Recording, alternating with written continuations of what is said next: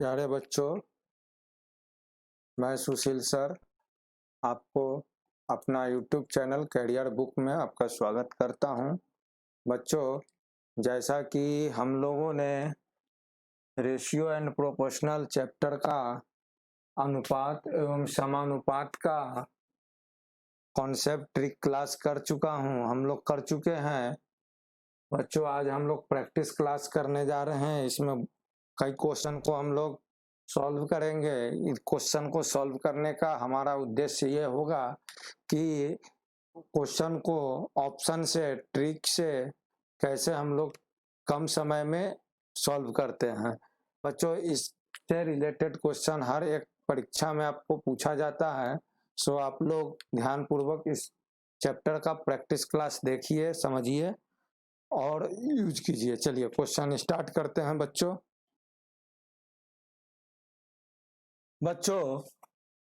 देखिए, ये ratio and proportional का बेसिक क्वेश्चन है। इस क्वेश्चन में बच्चों दिया हुआ है आपको कि यदि A:B equal to 3:4, B:C equal to 5:6 और C:D इक्वल टू 2:3 है तो A:B:C:D किसके बराबर होगा। बच्चों, हम लोग जैसा कि कॉन्सेप्ट जब क्लास हम इसका कर रहे थे तो हमने आपको बतलाया था एक मेथड कि उस मेथड के थ्रू, वो मेथड क्या था बच्चों कि A:B:C:D जब निकालने के लिए कहा जाए तो सबसे पहले हम लोग A:B:C निकालते हैं और देन आफ्टर A:B:C:D निकालते हैं। लेकिन बच्चों, जब आपको ऑप्शन दिया रहे ना, जब आपको ऑप्शन दिया रहे तो ये कॉन्सेप्ट को आप छोड़ दीजिएगा। कॉन्सेप्ट से आप बनाने नहीं जाइएगा क्योंकि आपको समय ज्यादा लगेगा। तो आप क्या कीजिएगा कि ऑप्शन से आप बनाने का कोशिश कीजिएगा। जैसे देखिए, यहाँ पर चारों जो ऑप्शन दिया हुआ है वो चारों A:B:C:D का दिया हुआ है। तो हम लोग यहाँ पर क्रॉस चेक करेंगे कि कौन सा ऑप्शन जो है A:B या B:C या C:D को वेरी कर रहा है। तो देखिए बच्चों, हम लोग यहाँ पर ऑप्शन A से A का वैल्यू 20 और B का वैल्यू 24 उठाते हैं तो बच्चों ये कितना आपका हो जाएगा, तो 5:6 हो जाएगा। ठीक है ना। जबकि हमारा A:B बराबर 3:4 आना चाहिए बच्चों। तो ये हमारा क्या हो गया, ऑप्शन गलत हो गया। ठीक है, अब हम लोग नेक्स्ट ऑप्शन में आते हैं। नेक्स्ट ऑप्शन आपका है बच्चों 15:20, मतलब A 15 और B 20 ले लिए तो ये आपका 3:4 आ रहा है। बच्चों, A:B 3:4 है तो इस ऑप्शन को हम लोग क्या करेंगे बच्चों, होल्ड में रखेंगे। ठीक है ना। अभी हम लोग करेक्ट नहीं करेंगे, अभी होल्ड में रखेंगे और नेक्स्ट को चेक करते हैं। नेक्स्ट सी आपको कहता है कि 5:4, A:B बराबर 5:4 जबकि 3:4 होना चाहिए। तो ये भी आपका क्या हो गया, कैंसिल हो गया बच्चों। अब आ जाइए नेक्स्ट, हम लोग देखते हैं ऑप्शन। नेक्स्ट ऑप्शन है 6:9। बच्चों 6:9 जो है तो ये हो जाएगा आपको 2:3, जबकि ऑप्शन में A:B बराबर 3:4 है क्वेश्चन में। तो आप लोग का ये भी गलत हो गया। तो अब देखिए, 4 में एक ही हम होल्ड रखे हुए थे बच्चों, ध्यान दीजिएगा, 4 में एक ही होल्ड रखे हुए थे तो 4 में एक ही होल्ड है तो ये जाहिर सी बात है कि आपका आंसर बी हो जाएगा। ठीक है, इसमें कोई भी आपको मेथड लॉन्ग नहीं चलाना है, बस सिंपली आपको ऑप्शन से आइडेंटिफाई कर लेना है। ठीक है ना। चलिए नेक्स्ट क्वेश्चन देखते हैं बच्चों। नेक्स्ट क्वेश्चन है आपको कि M:n, ध्यान देना, M:n बराबर 6:5, N:p बराबर 2:3 तथा P:q बराबर 10:9 है। तो पूछा जा रहा है बच्चों M:q बराबर क्या होगा। बच्चों, इस तरह का प्रश्न में हम लोग M:n is to P is to Q निकाल सकते हैं, और इसे निकालने के लिए हमें सबसे पहले M is to N is to P निकालना पड़ेगा, ठीक है ना बच्चों। लेकिन हमें इसकी आवश्यकता नहीं पड़ेगी। क्यों नहीं पड़ेगी? कि हमें जो क्वेश्चन बोला जा रहा है, हमको क्वेश्चन सॉल्व करना है, तो क्वेश्चन में बोला जा रहा है बच्चों कि एम इज टू क्यू बराबर क्या होगा। तो बच्चों हम लोग जानते हैं कि एम इज टू क्यू बराबर हम लोग लिख सकते हैं क्या, एम बाई क्यू, और एम बाई क्यू तो इसी को एम एन एन पी और पी क्यू लिख सकते हैं बच्चों।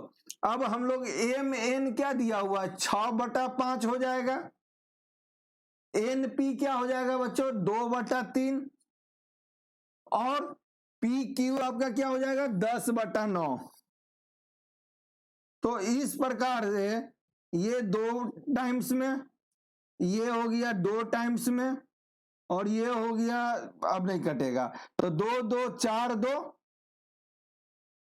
2 दूनी 4, 4 दूनी 8, 8 और इज टू 9। तो बच्चों आपका ऑप्शन क्या है, ये नंबर 8 इज टू 9, ठीक है। चलिए नेक्स्ट क्वेश्चन हम लोग देखते हैं बच्चों। अब हम लोग देखते हैं नेक्स्ट क्वेश्चन में कि यदि a बराबर, ध्यान दीजिएगा, यदि a बराबर b का 20%, c बराबर d का 40% तथा b बराबर d का 60% हो तो a अनुपात b अनुपात c अनुपात d क्या होगा। बच्चों इस प्रश्न को भी हम लोग ऑप्शन से बनाएंगे, तो देखिए हम लोग कैसे बनाते हैं बच्चों। a बराबर b का 20%, मतलब कि a बाई b बराबर 20/100 होगा बच्चों, मतलब कि 1:5 हो जाएगा a अनुपात b बराबर। अब हम लोग a अनुपात b बराबर 1:5 ऑप्शन में पहले ढूंढेंगे, अगर जो रहेगा उसे होल्ड करेंगे, और अदरवाइज हम और आगे चेक करेंगे। तो देखिए इसका ये जो दिया हुआ है प्रश्न में, तो ये ए बी सी डी कहीं ना कहीं ये दिया हुआ है, तो ए बी सी डी जो दिया हुआ है बच्चों, तो ए बी को उठाते हैं तो 3:15, मतलब कि 1:5 आ जा रहा है। मतलब कि बच्चों इस ऑप्शन को हम लोग होल्ड कर लेते हैं। अब नेक्स्ट आ जाइए 2:4, तो ये 1:2 आ जा रहा है बच्चों, जबकि आना चाहिए हमें 1:5, तो ये गलत हो गया।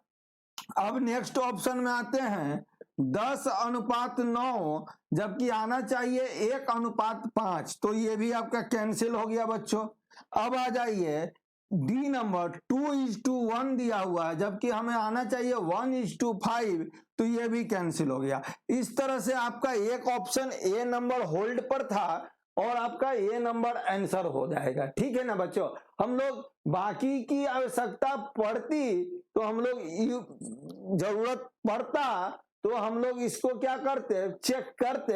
अदरवाइज जब एक ही ऑप्शन से हमें एक क्वेश्चन के एक ही वर्डिंग से जब हमें आंसर मिल जा रहा है तो व्यर्थ का समय नहीं बर्बाद करना है। चलिए नेक्स्ट क्वेश्चन देखते हैं।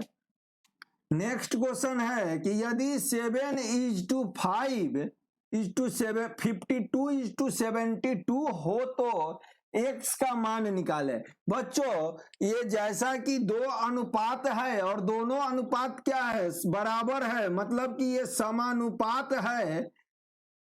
देखिए ये क्या है बच्चों, समानुपात है, मतलब ये अनुपात जो है इस अनुपात के बराबर है।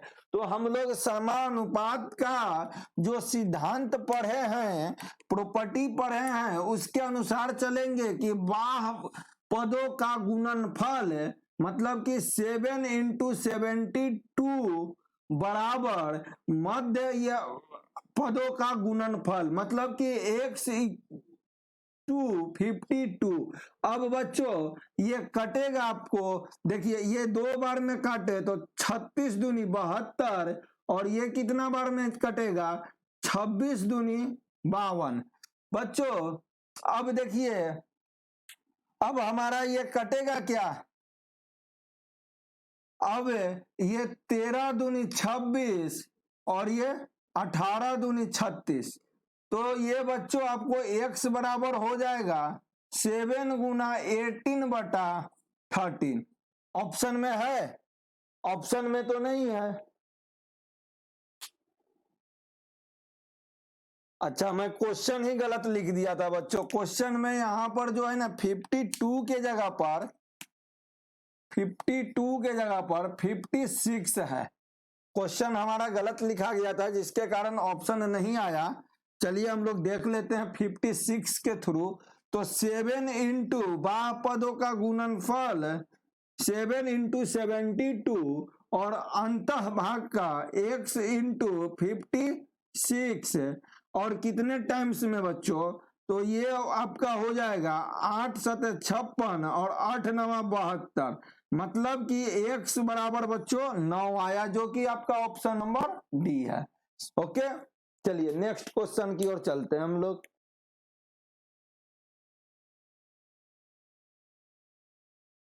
बच्चों देखिए, दो प्रश्न इस प्रकार है कि यदि x is to y is to 49 is to x, मतलब x इज टू वाई एक अनुपात है बच्चों, और दूसरा अनुपात क्या है 49 इज टू एक्स, और ये दोनों के बीच सिंबल लगा हुआ है समानुपात का, मतलब कि बच्चों x इज टू वाई जो है वह बराबर है 49 इज टू एक्स का।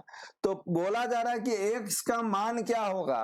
तो बच्चों जैसा कि हम लोग जानते हैं बाह पदों का गुणनफल इंटू अंतः पदों का गुणनफल, तो x into x equal to 4 into 49, और ये बच्चों हो गया एक्स स्क्वायर बराबर 4 इंटू 49, तो x बराबर रूट अंडर 4 इंटू 49 होगा बच्चों, मतलब कि 2 गुना 7 मतलब कि 14। आपका ऑप्शन कौन सा होगा? आपका ऑप्शन में तो है नहीं। क्या बात है, आजकल गलत बहुत दिखा रहा है। डी नंबर है ऑप्शन में 14 दिया हुआ। ठीक है, तो आपका आंसर हो जाएगा बच्चों डी नंबर। ठीक है ना। अब हम लोग चलते हैं नेक्स्ट क्वेश्चन की और देखिए आपका एग्जाम में प्रश्न इसी तरह का आता है बच्चों। ठीक है ना, और भी आता है, टफ आता है, मेंस लेवल का भी मैं क्वेश्चन कराऊंगा, लेकिन अभी स्टार्टिंग किया हूं, थोड़ा प्रैक्टिस, धीरे धीरे आगे 0 टू हीरो बनना है। ठीक है ना, बेसिक से एडवांस हम लोग को चलना है।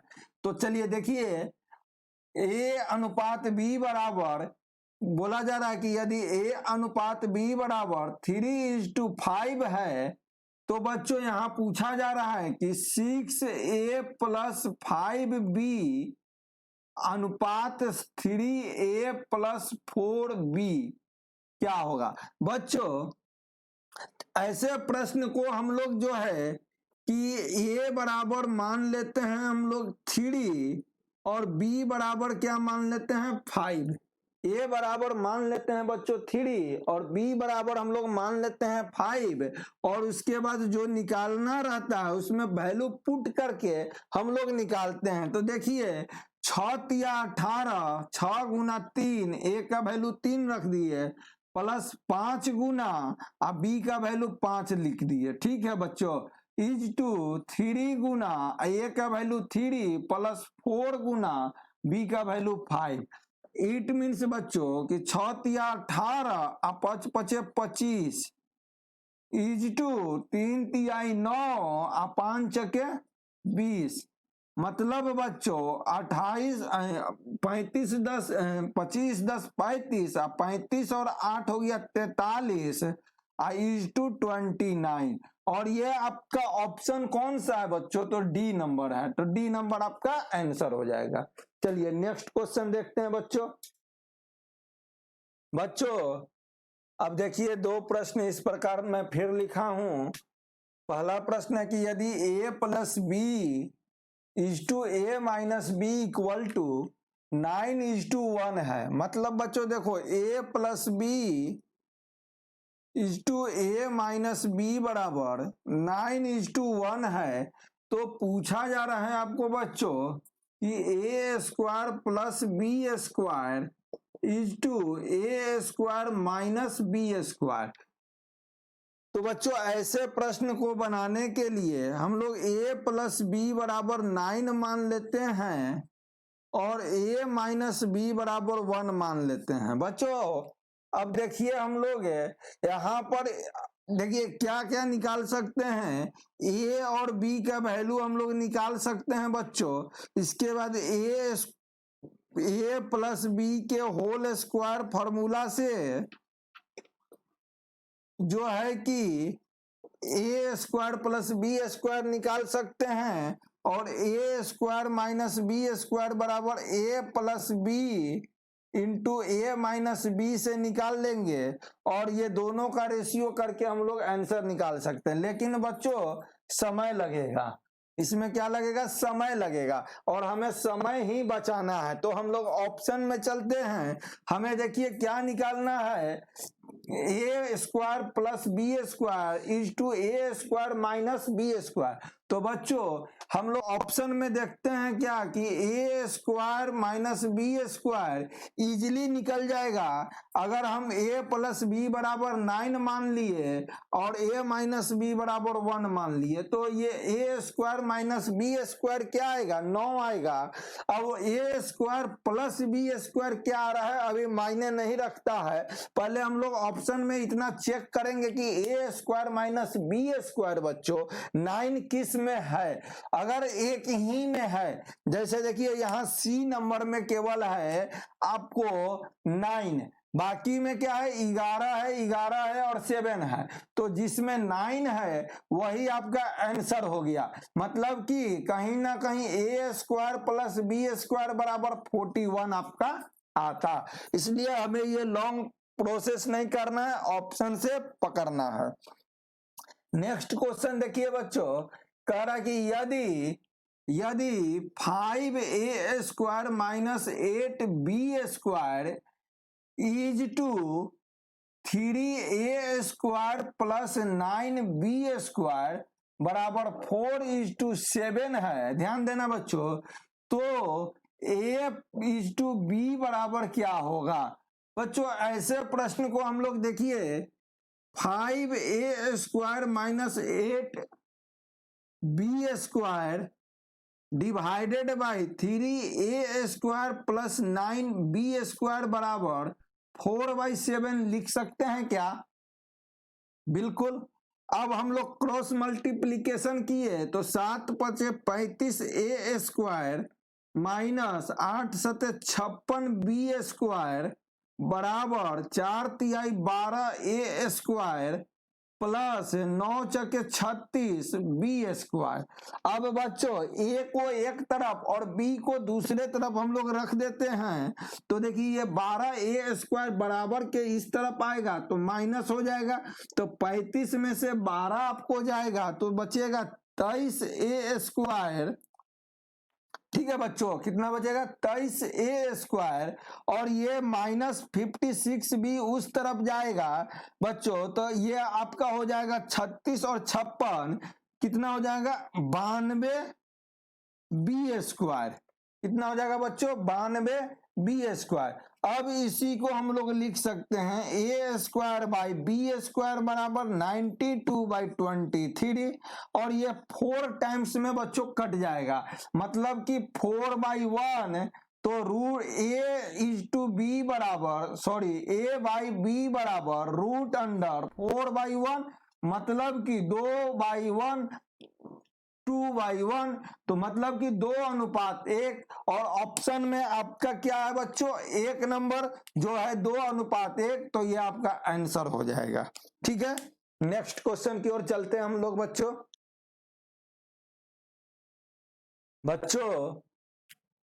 देखिए एक प्रश्न है कि 1.2 एवं 1.8 का तृतीय समानुपाती क्या होगा। बच्चों ध्यान देना, तृतीय समानुपाती पूछ रहा है, ठीक है ना। तो देखिए कैसे हम लोग लिखते हैं ये प्रथम होता है समानुपाती, ये द्वितीय होता है समानुपाती, और ये तृतीय समानुपाती होता है, और ये अंतिम या चतुर्थ होता है। बच्चों ध्यान दीजिएगा, लेकिन कब, ये जब 4 टर्म आपका 3 टर्म अगर दिया रहे बच्चों, 3 टर्म 3 पद दिया रहे और एक पद निकालने के लिए बोले, तो हम लोग इस स्ट्रक्चर को फॉलो करते हैं। लेकिन अगर 2 पद जैसे कि 1.2 और 1.8 दिया हुआ है और तृतीय समानुपाती निकालने की बात की जा रही है, तो हम लोग बच्चों प्रथम पद या प्रथम समानुपाती, मध्य पद और अंतिम पद, या इसी को बोलेंगे तृतीय पद। ये स्ट्रक्चर कब बनेगा बच्चों, जब 2 टर्म आपको दिया रहे, पद दिया रहे और एक निकालने के लिए बोला जाए, एक पद क्या कहा जाए, निकालने के लिए। ठीक है ना बच्चों। तो यहां पर आपको कितने पद दिए गए हैं, इसमें 2 पद दिए गए हैं, तो जाहिर सी बात है कि कौन सा स्ट्रक्चर हम लोग यूज करेंगे, ये वाला स्ट्रक्चर यूज करेंगे। और इस स्ट्रक्चर में देखिए प्रथम पद हो गया 1.2 इज टू, द्वितीय पद हो गया या मध्य पद हो गया 1.8 समानुपात, फिर मध्य पद लिखाएगा बच्चों तो 1.8, और उसके बाद तृतीय पद हमको निकालना है, तो इसलिए इसको कर दिए वाट। ठीक है। अब जो है कि प्रॉपर्टी जो है समानुपात की, कि बाह्य पदों का गुणनफल गुना अंतः पदों का गुणनफल, तो 1.2 गुना वाट बराबर 1.8 गुना 1.8। बच्चों पॉइंट यहां से और पॉइंट यहां से हटा। ठीक है। तो आपको ये हो गया 6 दूनी 12 और ये हो गया 6 तिया 18। अब यहां से ये कट गया तो ये हो गया 0.9, तो वाट बराबर हो गया 0.9 तिया 27, जो कि आपका आंसर कौन सा है बच्चों, ए नंबर। समझ में आया। जब 2 पद दिया रहेगा तो स्ट्रक्चर हम इसको फॉलो करेंगे। ठीक है ना। अगर 3 पद दिया रहता तो हम स्ट्रक्चर इसको फॉलो करते। अब आ जाइए बच्चों, दूसरा एक क्वेश्चन है कि 3.6 एवं 0.9 का मध्यानुपाती क्या होगा।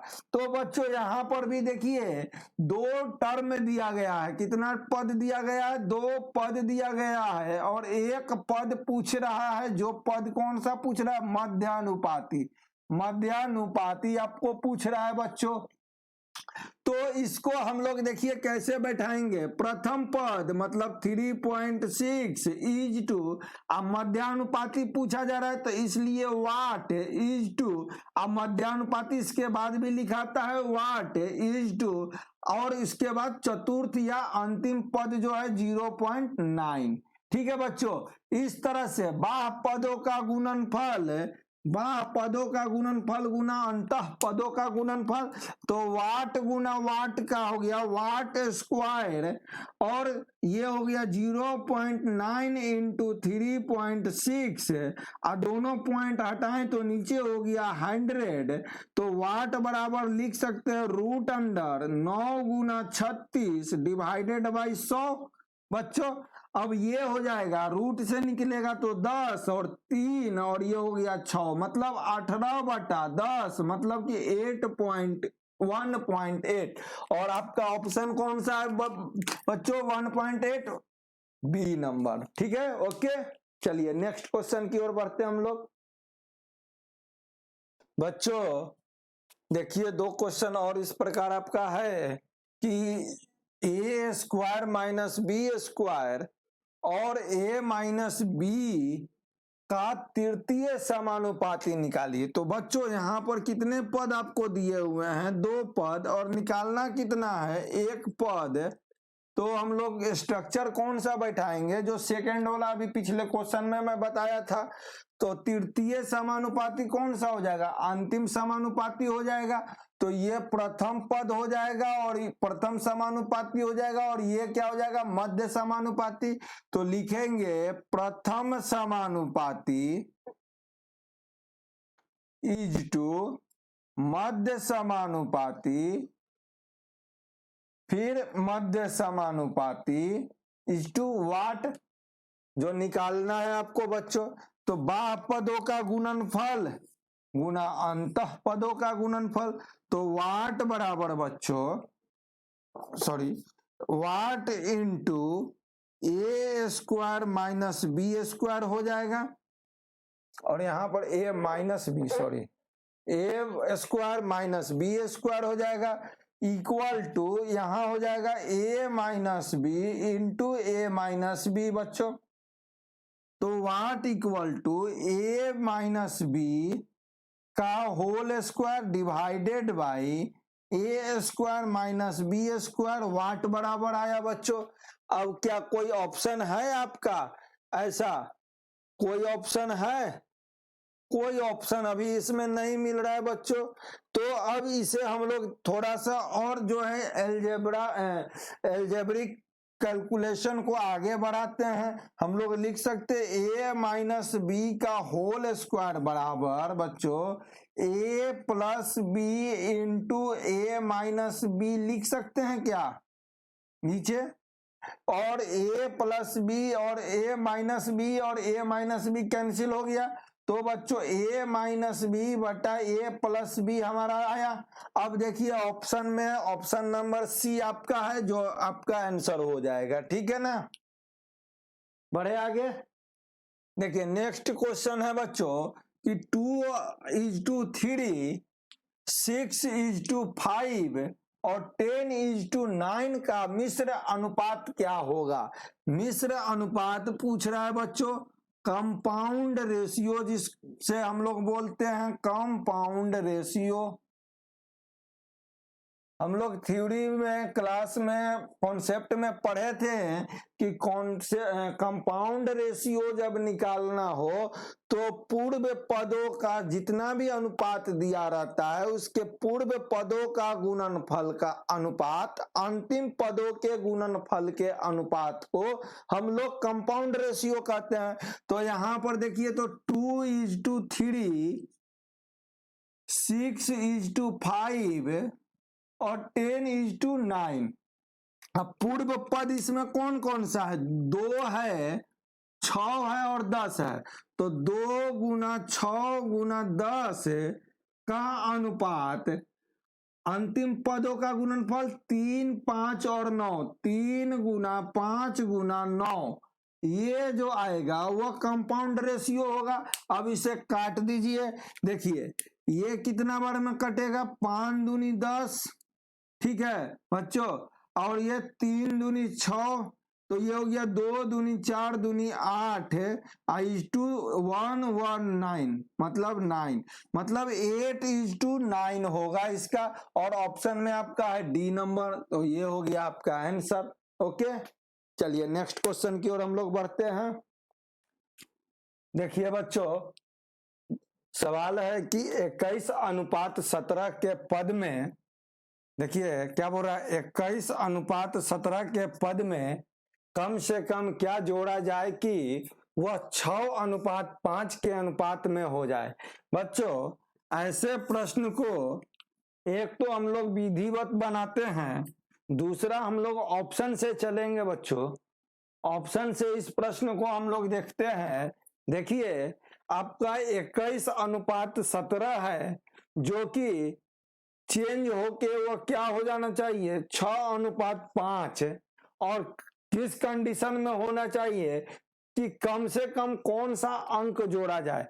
तो देखो बच्चों, हम पहले 21 में 2 जोड़ देते हैं तो ये हो जाता है 23 और ये हो जाता है 19, ठीक है।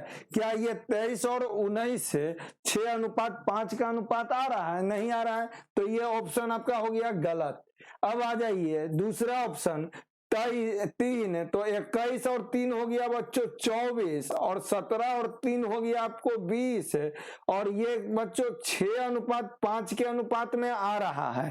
ठीक है, तो इस ऑप्शन को अब हम लोग क्या करेंगे, होल्ड करके रखेंगे। ठीक है ना। अब नेक्स्ट चेक करते हैं, तो 21 और 4 हो गया 25 टू 17 और 4 हो गया बच्चों 21, तो ये 6:5 में नहीं आएगा, तो ये भी ऑप्शन गलत हो गया। अब आ जाइए हम लोग नेक्स्ट ऑप्शन देखते हैं। 5 है तो 21 और 5 26 और 17 5 22 बच्चों ये हो गया 13:11, जो कि 5:6 नहीं है, तो ये ऑप्शन भी गलत हो गया। तो आपका इस तरह से आंसर क्या आएगा बच्चों, आंसर आपका आया कम से कम 3 जोड़ा जाए, है ना। चलिए नेक्स्ट क्वेश्चन देखते हैं हम लोग। देखिए विधि तो जानते हैं, विधिवत बनाएंगे टाइम लगेगा, लेकिन शॉर्ट क्वेश्चन कैसे बनता है, कैसे कम समय में हम बनाते हैं, इसके लिए हमको प्रैक्टिस देखना पड़ेगा। और ये प्रैक्टिस क्लास आपका है, और प्रैक्टिस आप लोग देखिए कि क्वेश्चन को कैसे सॉल्व करते हैं।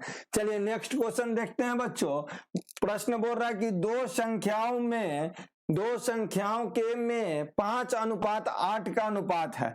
तो बच्चों एक संख्या ए है और दूसरी संख्या बी है, और दोनों संख्याओं का अनुपात 5:8 है। मतलब कि कहीं ना कहीं ए 5x है तो बी क्या है, 8x है। यदि प्रत्येक में बच्चों ध्यान देना, प्रत्येक में 10 जोड़ दिया जाए, कितना, प्रत्येक में 10 जोड़ दिया जाए, तो 10 इस संख्या में भी जोड़ दिए और 10 इस संख्या में भी जोड़ दिए। इस तरह से प्रत्येक में 10 जोड़ दिया जाए तो अनुपात बदल के 2:3 हो जाता है। मतलब बच्चों 2:3 हो जाता है इन दोनों संख्याओं का अनुपात। तो पहली संख्या क्या होगी, पहली संख्या क्या होगी बच्चों, मतलब कि 5x हमको निकालना है पहली संख्या। अगर दूसरी संख्या पूछता तो 8x निकालना रहता। ठीक है ना। तो चलिए पहली संख्या क्या, तो हम देख रहे हैं बच्चों कि ये अनुपात इस अनुपात के बराबर जब है तो हम लोग लिख सकते हैं क्या, 5x + 10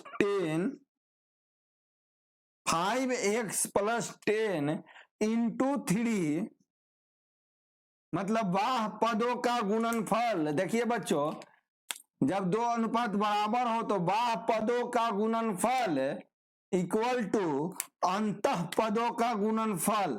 तो हम लोग लिख सकते हैं अब 8x + 10 × 2, सही है, कोई दिक्कत। अब इसको हम लोग सॉल्व करेंगे और x का वैल्यू निकालेंगे बच्चों। 5×3 = 15x + 30 और 8×2 = 16x + 20। इस तरह से x को एक तरफ कर दिए तो 16x में से 15x गया, x बचा, और 30 में से 20 गया, 10 बचा। बच्चों x का वैल्यू आपको आया 10 और पूछा जा रहा है प्रश्न में आपको पहली संख्या क्या होगी, और पहली संख्या क्या हम लोग माने थे 5x, तो 5 का 5 और x का वैल्यू 10, तो ये हो गया आपका बच्चों 50। तो आपका आंसर क्या हो जाएगा, ए नंबर। अगर दूसरी संख्या पूछी जाती तो दूसरी संख्या आपका क्या है बच्चों, 8x है, तो 8x को तो 8 × 10 हो जाता 80। अगर पूछा जाता बच्चों कि दोनों संख्याओं के बीच का अंतर क्या है, तो दोनों संख्याओं का अंतर पूछ रहा है, तो दोनों का अंतर क्या है, 3x होगा ये दोनों का अंतर। तो 3x मतलब कि 30 है, सही है। अगर पूछता कि दोनों संख्याओं का योग्य क्या है, तो योग्य मतलब हो गया कि 5x + 8x बच्चों, मतलब कि 13x, है ना। तो ये हो जाता दोनों संख्याओं का योग्य 130। ओके चलिए नेक्स्ट क्वेश्चन देखते हैं हम लोग बच्चों। अब देखिए क्वेश्चन है आपका कि 2856 रुपए को ए तथा बी के बीच, मतलब ए और बी दो व्यक्ति है के बीच 5:9 के अनुपात में, मतलब 5:9 ए और बी के बीच में बांटा जाता है, मतलब कि 5 रुपया ए को मिलेगा तो बी को 9 रुपया मिलना चाहिए बच्चों। तो बी का हिस्सा क्या होगा? तो देखिए बच्चों, यहाँ पर बी का हिस्सा आपको निकालना है। तो जैसे हम लोग पढ़े थे कॉन्सेप्ट में, बी का हिस्सा निकालने के लिए बच्चों हम लोग क्या करेंगे, बी का अनुपात क्या है, 9 है, तो 9 इंटू कुल कितना पैसा है, कुल पैसा है 2656 रुपया, जिसको बांटना है, सॉरी 2856 रुपया। तो 2856 डिवाइडेड बाई अनुपातों का योग, अनुपातों का योग क्या हो जाएगा बच्चों, 5 और 9 14, तो 14। ठीक है, अब इसका हम लोग काटेंगे तो देखिए 14 दूनी 28, ठीक है, और क्या हो जाएगा, और आपका हो जाएगा कितना बार में, 14 चके 56, ठीक है, 204 आ जाएगा बच्चों। तो 204 गुना 9 आपका हो जाएगा 9 चके 36, हासिल 3 3 और 9 दूनी 18, मतलब कि 1836 रुपया बी का हिस्सा होगा बच्चों, जो कि आपका आंसर ऑप्शन ए है। अगर यहां पर बच्चों पूछा जाता ए का हिस्सा, तो ए का हिस्सा बराबर हम लोग लिखते हैं, ध्यान दीजिएगा, ए का अनुपात 5 गुना टोटल पैसा कितना है 2856 डिवाइडेड बाय अनुपातों का योग 14। ठीक है बच्चों, जो आएगा आपका वो हो जाएगा बी का हिस्सा, सॉरी ए का हिस्सा। अगर यहां पूछा जाता बच्चों कि ए को जो है बी को ए से कितना ज्यादा मिला, बी को ए से कितना ज्यादा मिला, तो अनुपातों का अंतर ही जो मिलेगा उसी रेशियो में ज्यादा या कम मिलेगा। तो अनुपातों का अंतर क्या हो गया, 4 हो गया, मतलब कि बी को ए से कितना ज्यादा मिलेगा, मिलेगा। तो बच्चों अंतर क्या है रेशियो का, 4, तो 4 और कुल कितना संपत्ति है 2856 डिवाइडेड बाई अनुपातों का योग्य 14, जो आएगा वह ज्यादा मिलेगा। ठीक है बच्चों, क्लियर। चलिए नेक्स्ट क्वेश्चन देखते हैं। नेक्स्ट क्वेश्चन है आपका कि 4840 रुपए को ए बी सी के बीच क्रमशः 5:7:10 के अनुपात में बांटा जाता है। ध्यान दीजिएगा बच्चों, कुल राशि कितनी है, कुल राशि आपका है 4840 रुपया। कितने लोग हैं, 3 लोग हैं, ए बी और सी। ए को 5 मिलता है तो बी को 7 मिलता है तो सी को 10 मिलता है बच्चों, ठीक है ना। अब बोला जा रहा है प्रश्न में कि सी का हिस्सा बी से कितना अधिक होगा। बच्चों ध्यान देना, सी का हिस्सा बी से कितना अधिक होगा। तो बच्चों सी का रेशियो क्या है, 10 है, और बी का रेशियो क्या है, 7 है। तो दोनों का रेशियो जो है कि सी का रेशियो बी के रेशियो से कितना अधिक है, 3 अधिक है।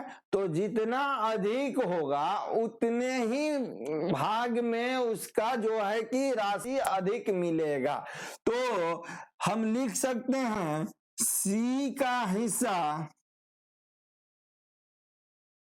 बी से अधिक होगा, कितना होगा, अनुपातों का अंतर 3, किसके अनुपातों का? सी और बी के अनुपातों का अंतर 3 गुना कुल धन कितना है? 4840। तो 4840 डिवाइडेड बाय बच्चों अनुपातों का योग्य, तो अनुपातों का योग्य आपका हो जाएगा कितना? 22। ठीक है, तो अब जो है इसको कैलकुलेट कर दीजिए, तो ये 2 बार में कटेगा 11 और ये 4 बार में, फिर 4 बार में, फिर 0। अब ये कितना बार में कटेगा बच्चों? ये कटेगा 220 बार में, मतलब कि 220 गुना 3 660 रुपया। आपका ऑप्शन कौन सा है? 660 रुपया, डी नंबर। Okay, clear? चलिए नेक्स्ट क्वेश्चन की ओर बढ़ते हैं।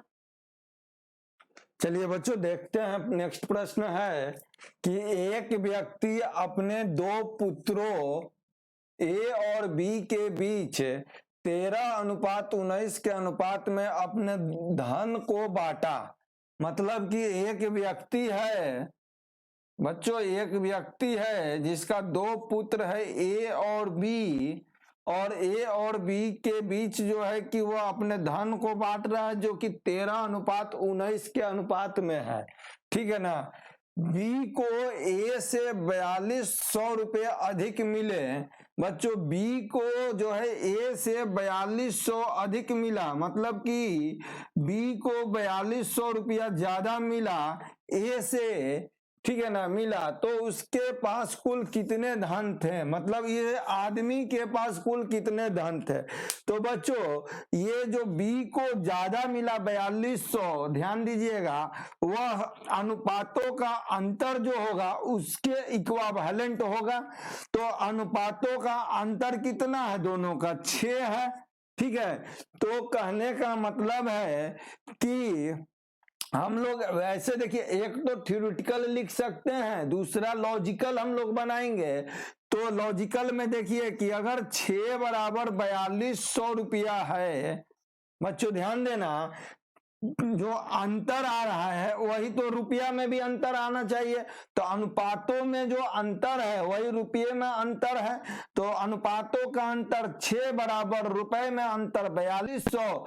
तो पूछ रहा है कि कुल धन कितना था? तो कुल देखिए ये 13 और 19 यही था ना, तो 13 और 19 आपका हो गया बच्चों 32। तो 32 बराबर मतलब कि एक तरह से वाट। तो ये हम ऐसे लिख सकते हैं क्या? इसको ऐसे लिख सकते हैं क्या?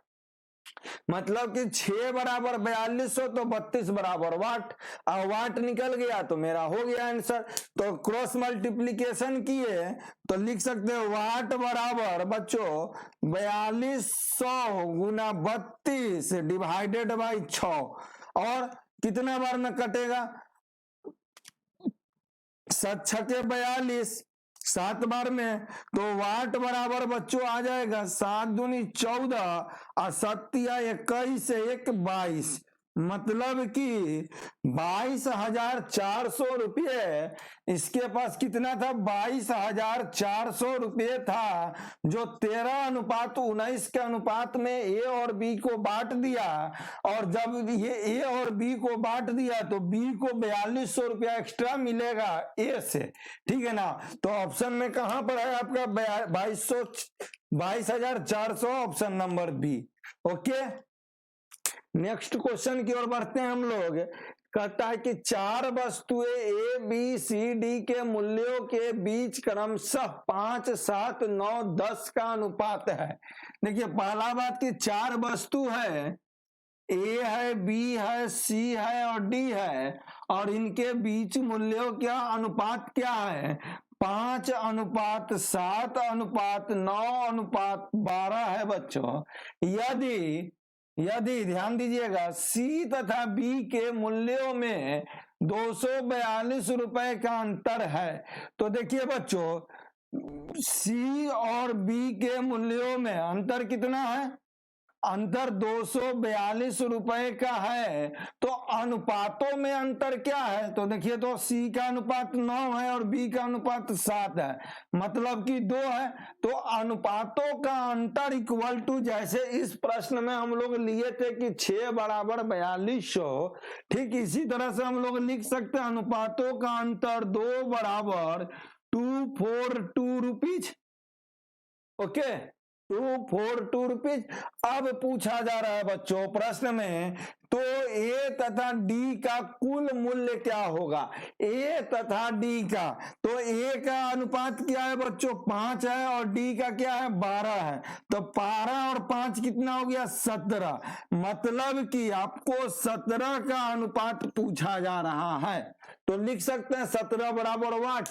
अब जो है बच्चों, हम लोग देखिए प्रॉब्लम सॉल्विंग टेक्निक हम लोग देख रहे हैं। एग्जाम में क्वेश्चन को किस टेक्निक से बनाया जाए, कॉन्सेप्ट तो सबको मालूम है और सब लोग कॉन्सेप्ट लगा सकते हैं, लेकिन किस जगह कॉन्सेप्ट न लगाकर टेक्निक लगाया जाता है जिससे टाइम बचे, वो सीख रहे हैं इस प्रैक्टिस क्लास में हम लोग।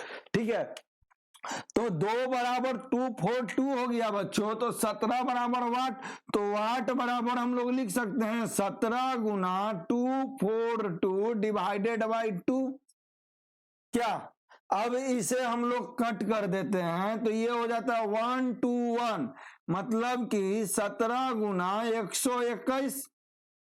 ठीक है, और 121 को ही हम लोग लिख सकते हैं बच्चों 11 गुना 11, और इसको अब गुना करते हैं तो 17 गुना 11 हो जाएगा 781 गुना 11, और हो जाएगा 7 5 8 7 5 और 8 1 9 9 और 1 10 के 0 हासिल 1 1 1 2, मतलब कि 2057 आपका आया। क्या आया? ए तथा डी का कुल मूल्य, और ऑप्शन में 2057 कौन सा है? सी नंबर है। आपका आंसर हो गया सी नंबर बच्चों।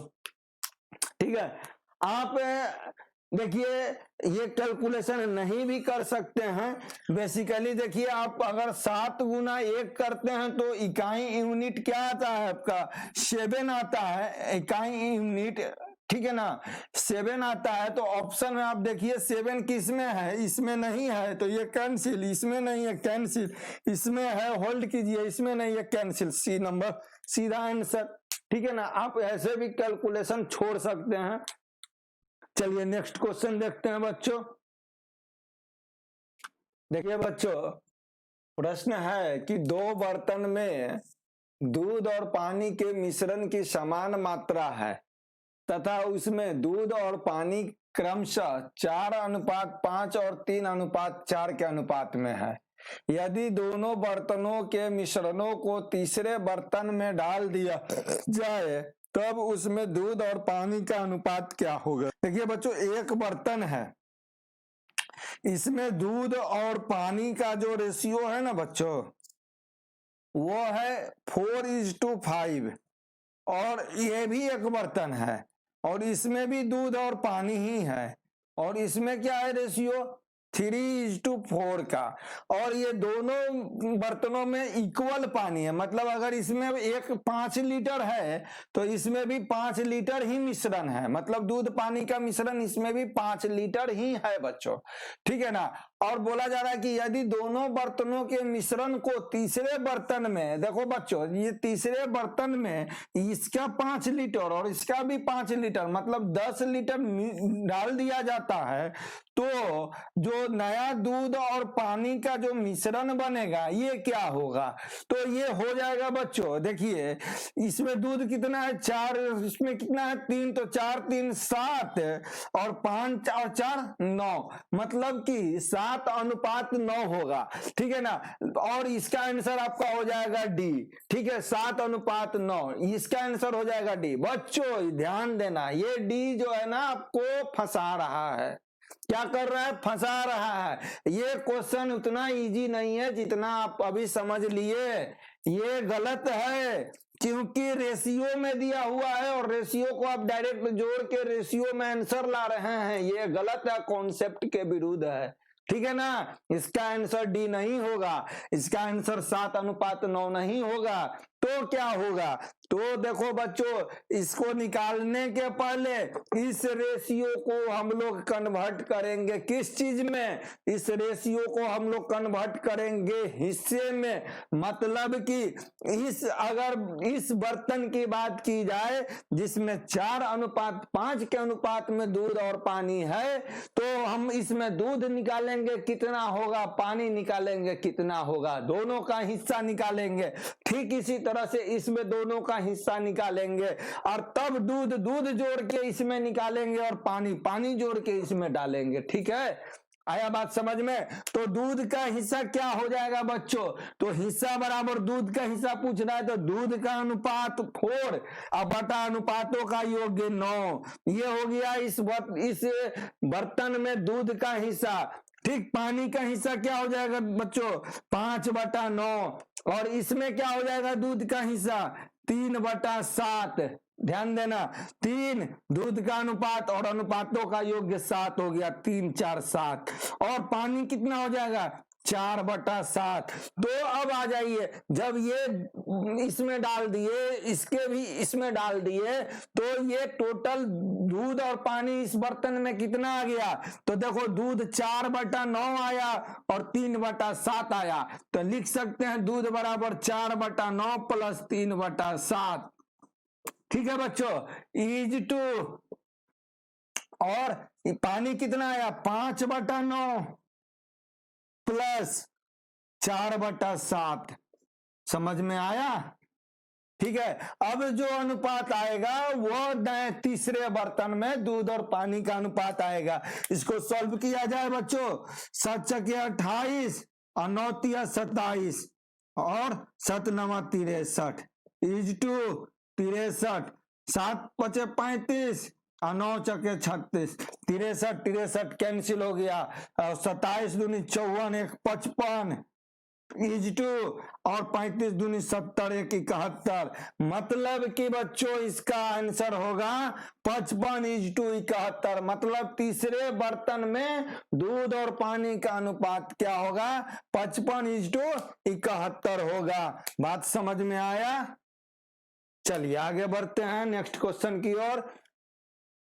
नेक्स्ट क्वेश्चन है, एक बैग में 50 रुपए, 20 रुपए और 10 रुपए के नोट क्रमशः 3, 5 और 8 के अनुपात में हैं। मतलब कि देखिए 3 तरह के नोट हैं, एक है 50 रुपए का नोट, दूसरा है 20 रुपए का नोट और तीसरा है 10 रुपए के नोट। और ये तीनों नोट किस किस के अनुपात में है, 3, 5 और 8 के अनुपात में है। तो कहा जा रहा है कि सभी प्रकार के नोटों का कुल मूल्य कितना है, कुल मूल्य है 1650 रुपए बच्चों। तो उसमें 20 रुपए के कितने नोट होंगे, मतलब कि 20 रुपए के नोट कितने होंगे बच्चों। सबसे पहले तो हम इसमें निकालेंगे कि 20 रुपए के नोटों की वेटेज 1650 रुपए में कितना है। मतलब कि 1650 रुपए में 20 रुपए के नोट का वेटेज वैल्यू कितना है। ठीक है, तो सबसे पहले क्या करते हैं कि रुपए को और उसके नोटों की संख्या के अनुपात को गुना कर देते हैं। तो ये 150 हो गया, ये हो गया 5 दूनी 10, 100, और ये हो गया 80। ठीक है, मतलब कि बच्चों 50 रुपए, 20 रुपए और 10 रुपए का जो नोट है उसका वेटेज जो है 150 रुपए, 100 रुपए और 80 रुपए के अनुपात में है। ठीक है ना, और इसको हम लोग कैलकुलेट कर देते हैं तो 15:10:8 के अनुपात में है। 50 रुपए का, 20 रुपए का और 10 रुपए का नोट। अब बच्चों हम निकालेंगे, यहां पर क्या निकालेंगे, 20 रुपए का नोट कितना वैल्यू रखता है। तो देखो 20 रुपए का नोट का वैल्यू निकालना है, तो 20 का अनुपात क्या है वैल्यू का 10। तो लिखेंगे 10 गुना कुल नोट, कुल संख्या कितनी है, नोटों की कुल मूल्य कितना है 1650। तो 1650 डिवाइडेड बाय बच्चों अनुपातों का योग कितना हो जाएगा, 15, 10, 25, अब 25 और 8 हो गया आपको 33। सही है ना, 33। अब देखिए बच्चों 33 से इसको काटिए, 3 दफा में ये कटेगा, ये हो गया 5, 11 दफा, 3 दफा में ही कटा तो ये हो गया 3 दफा में 5 और 5 और 0, और 11 दफा में कटेगा तो ये हो जाएगा 50। मतलब कि 50 गुना 10 मतलब 500 रुपया। बच्चों 500 रुपया 20 रुपए के नोटों की, 20 रुपए के नोटों को जोड़कर, ध्यान दो 20 रुपए के नोटों को जोड़कर टोटल कितना रुपया हो रहा है, 500 रुपया।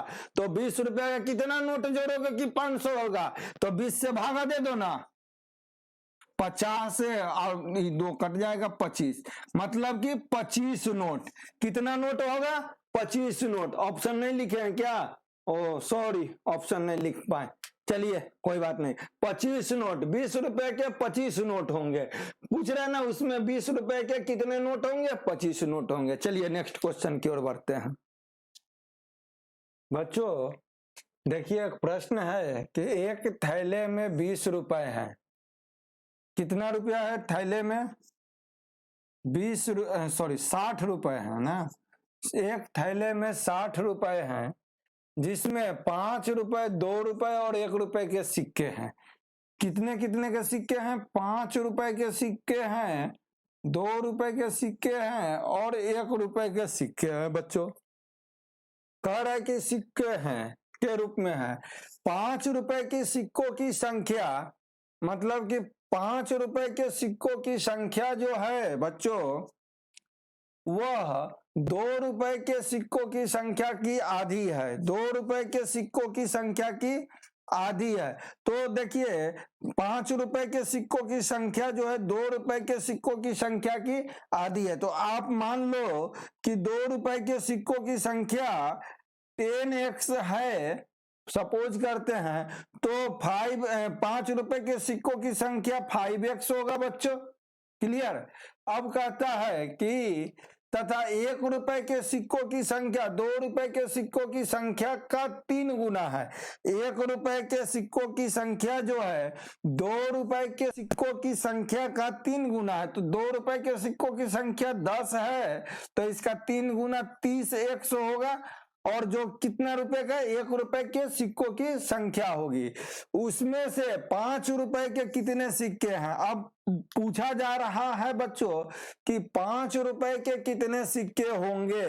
तो बच्चों यहां पर देखिए हम लोग क्या कर सकते हैं, बोलिए।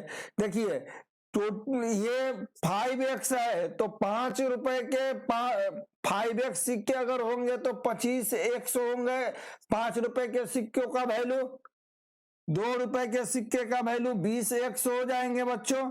और 30 रुपए, 1 रुपए के सिक्कों की वैल्यू हो जाएगा 30x। इस तरह से टोटल वैल्यू कितना हो जाएगा, 75x। बच्चों और ये टोटल मतलब कि वैल्यू है सिक्कों की संख्या का, और जबकि टोटल सिक्के को मूल्य कितना है 60 रुपए, तो इक्वल टू 60। तो x इक्वल टू हो जाएगा बच्चों 60/75, मतलब कि 4/5 x बराबर। ठीक है। अब इस प्रश्न में पूछ रहा है कि उसमें 5 रुपए के कितने सिक्के हैं।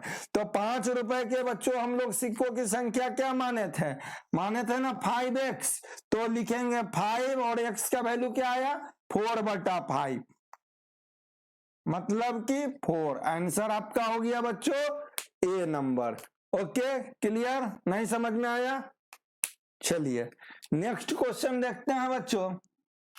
नेक्स्ट क्वेश्चन कहता है कि 2 रुपए, 1 रुपए और 50 पैसे के कुल 550 सिक्कों के कुल मूल्यों का अनुपात 3, 2 और 1 है तथा तो 2 रुपए के सिक्कों की संख्या क्या होगी। बच्चों 2 रुपए के सिक्कों की संख्या क्या होगी।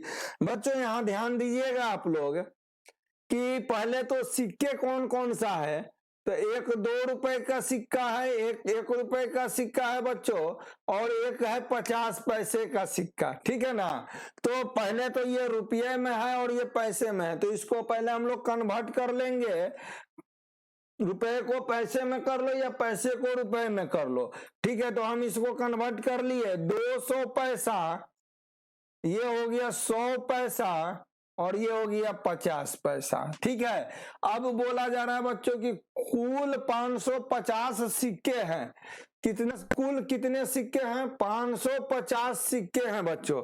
तो अभी वैल्यू हमें नहीं दिया हुआ है कि कितना रुपया है टोटल, सिक्के बोल रहा है कि 550 है, जबकि बच्चों बोला जा रहा है कि कुल मूल्यों का अनुपात 2:1 है। तो अब मान लीजिए बच्चों कि ये जो है आपका अनुपात क्या दिया हुआ है, मूल्यों का अनुपात दिया हुआ है 3:2:1। तो सिक्कों का अनुपात क्या होगा बच्चों? तो हम लोग जानते हैं जैसा कि मूल्यों का अनुपात निकालने के लिए मूल्यों का अनुपात बराबर जो होता है एक सिक्के का वैल्यू गुना सिक्के का अनुपात, है ना, यही होता है ना। तो हम लोग यहां मान लिए बच्चों कि सिक्के का अनुपात इसका x है, इसका y है और इसका z है।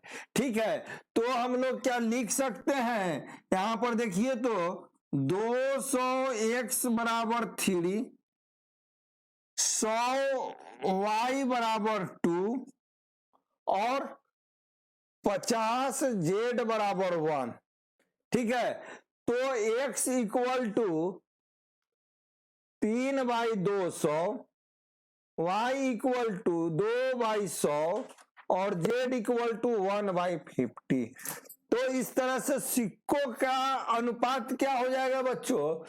सिक्कों का अनुपात आपका हो जाएगा, देखिए ये 0, ये पहले काटिए, 4, 3, 1, मतलब कि x:y:z बराबर 3/4:2/3:1। और ये आपका हो जाएगा रेशनल नंबर में, इसको लेके आ जाइए तो 3 9 और ये हो गया 4 दूनी 8 और 4 तिहाई 12, मतलब कि 9, 8 और 12 के रेशियो में सिक्कों की संख्या हो गया। ठीक है, और जबकि टोटल सिक्कों की संख्या क्या दे रहा है? 550। तो 550 टोटल सिक्कों की संख्या दे रहा है बच्चों। तो हम लिख सकते हैं क्या, हमको पूछा क्या जा रहा है 2 रुपए के, तो 2 रुपए के सिक्कों का अनुपात क्या आया है? 9 गुना 550 और डिवाइडेड बाई बच्चों कितना हो गया? 29। कटेगा, बोलिए 5 बार में देखिए,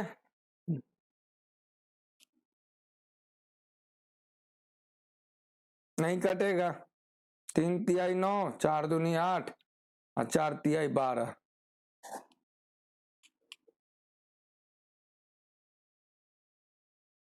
देखिए जो कटेगा जो आएगा आंसर वो आपका आंसर हो जाएगा।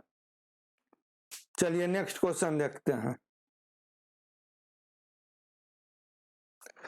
देखिए बच्चों इस प्रश्न में यहां पर थोड़ा सा कैलकुलेशन मिस्टेक हो गया था। ये जो 50 से हम लोग कट किए तो 50 1 हो गया, ये 2 हो जाएगा और ये कितना हो जाएगा 4, तो ये 2/2 हो गया, 2/2, 1/1 और 3/4, मतलब कि बच्चों ये आपका रेशियो हो जाएगा 3:4:4। ठीक है, और 3:4:4। तो पूछा जा रहा है आपको 2 रुपए के सिक्कों का, तो 2 रुपए का अनुपात हो गया 3 गुना 550 डिवाइडेड बाई 4 4 8 8 3 11। तो 11 ये 5 बार में 50 बार में गया, तो ये 5 तिहाई 15, 150 हो गया सिक्कों की संख्या। मतलब कि आपका आंसर है बच्चों सी नंबर। कैलकुलेशन में गलती था, थोड़ा सा आप लोग ध्यान दीजिए। चलिए नेक्स्ट क्वेश्चन की ओर बढ़ते हैं। बच्चों देखिए एक सवाल ये है आपको कि एक टेप रिकॉर्डर और एक टीवी के मूल्यों में 17:14 का अनुपात है। मतलब कि एक टेप रिकॉर्डर जो है बच्चों और टीवी का जो है मूल्यों का अनुपात 17:14 है, ठीक है ना। यदि टीवी का मूल्य 3640 रुपया है तो ऐसा ही 3 टेप रिकॉर्डर का मूल्य क्या होगा।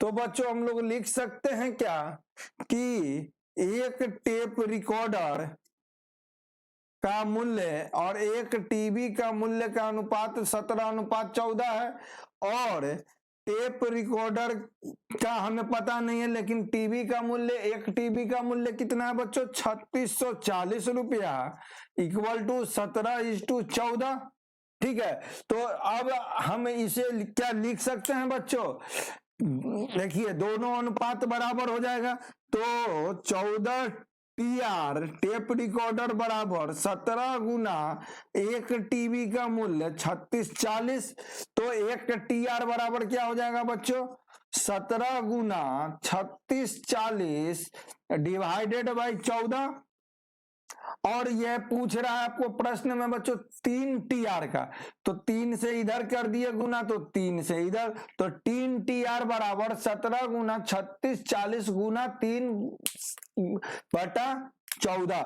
अब काटिए, 7 दूनी 14 और 7 पचे 35 और 7 दूनी 14, 0 2 बार में। अब काटिए, कितना बार में कटेगा, 260 बार में, ठीक है बच्चों।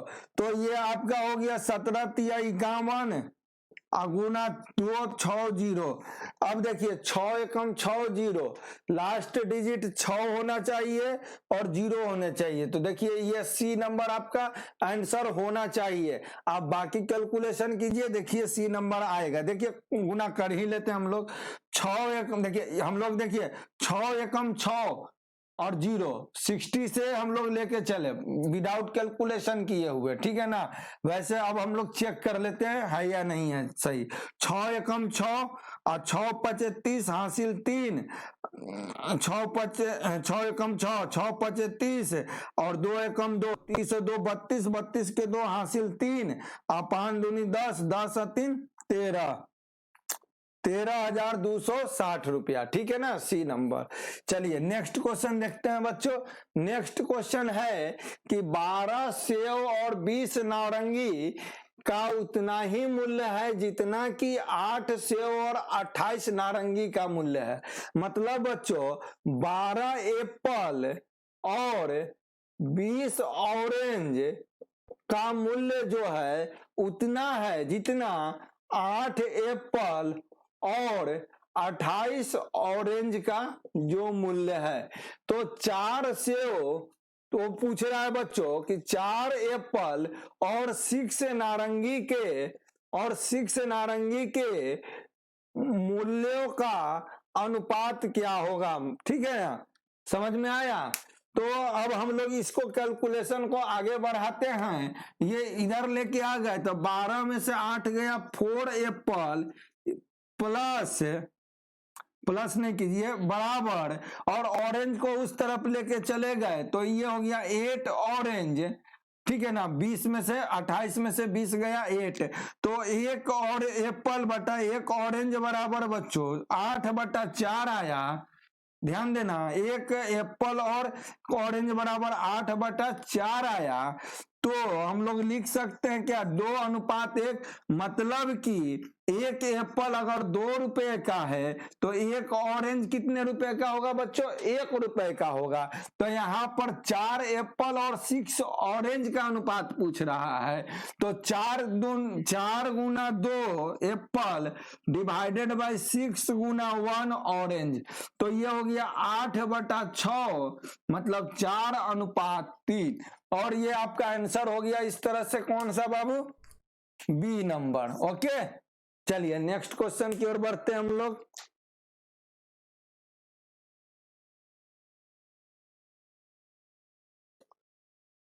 देखिए बच्चों, ये प्रश्न है कि एक फार्म हाउस में कुल 76 मुर्गे एवं गाय हैं, ठीक है ना। इन सभी के पैरों की कुल संख्या 224 है, तो गायों की संख्या क्या होगी। बच्चों देखो ध्यान दो कि मुर्गा कितना है और गाय कितना है। मुर्गे और गायों की कुल संख्या कितना है बच्चों, 76 है, ठीक है ना। अब कहता है कि इन सभी के पैरों की संख्या 224 है। अब देखो बच्चों, मुर्गे के कितने पैर होते हैं? 2, तो लिखेंगे 2m प्लस, और गाय का कितने होते हैं? 4, तो 4c बराबर कितने हैं? 224। ठीक है बच्चों, 224।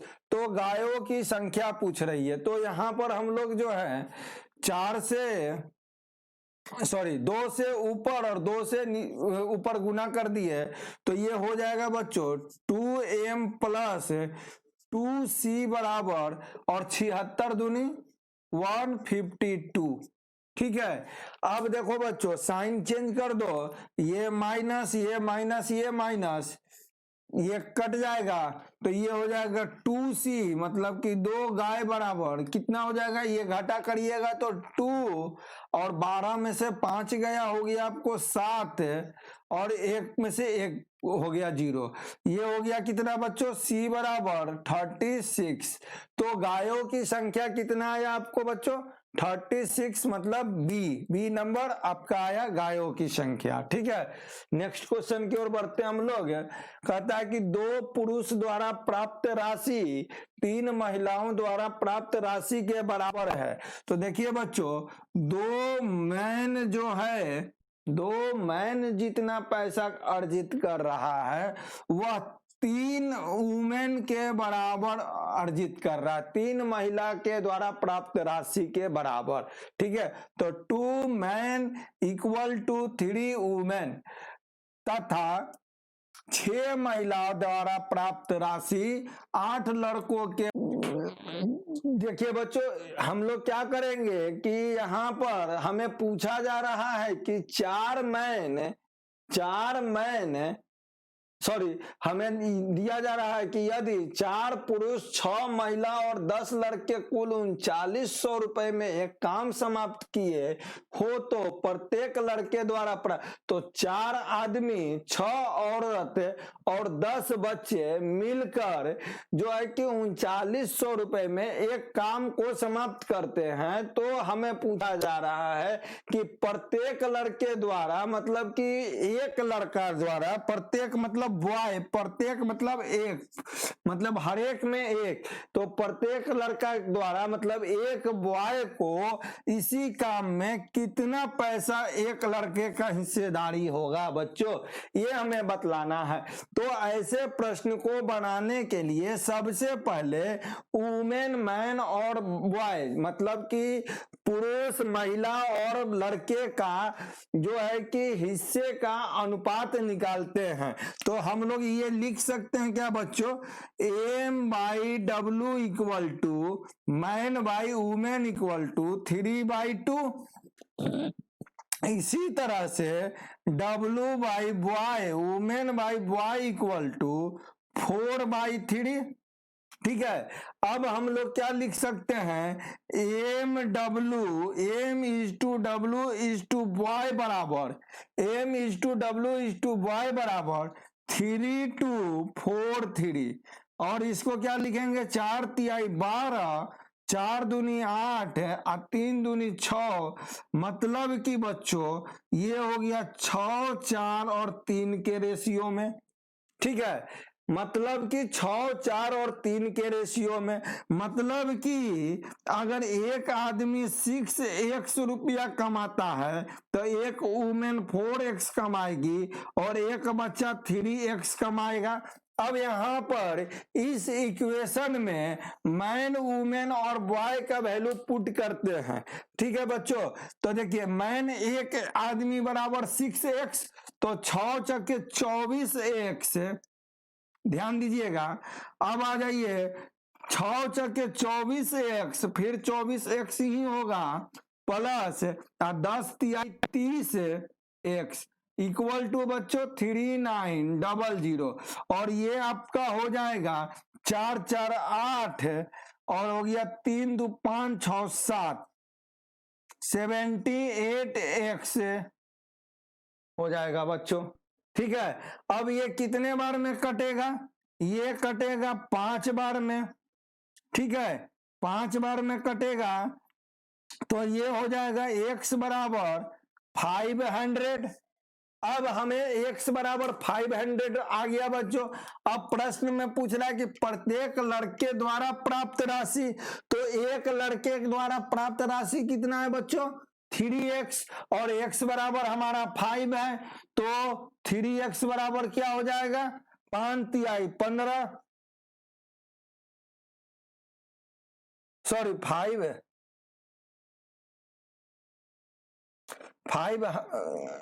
50 है ना, सॉरी 50 होगा 50।